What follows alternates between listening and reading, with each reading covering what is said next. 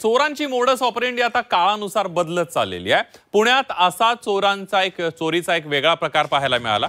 दुकानदाराला आयपीएस असल्याची बतावणी करून मायलेकीकडून महागड्या चपलांच्या चोरीचा प्रकार घडलेला आहे। चपलांची खरेदी करून पैसे न देताच पोबारा होणाऱ्या मायलेकींना पुणे पोलिसांनी अखेर जेरबंद केलंय।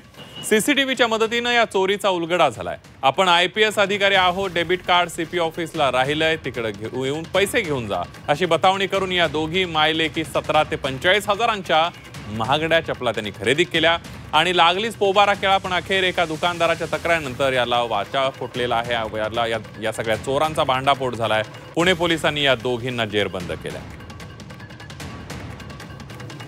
दोन महिलांनी आम्ही IAS अधिकारी आहेत असं एक आई आणि मुलगी यांनी बतावणी केलेली होती आणि त्यांच्याकडून माल खरेदी केला आणि पैसे नंतर देतो किंवा दुकानाच्या बाहेर देतो असं सांगून तो माल त्यांनी गाडीत ठेवलेला होता आणि त्या गाड्या काढून निघून गेलेल्या होत्या।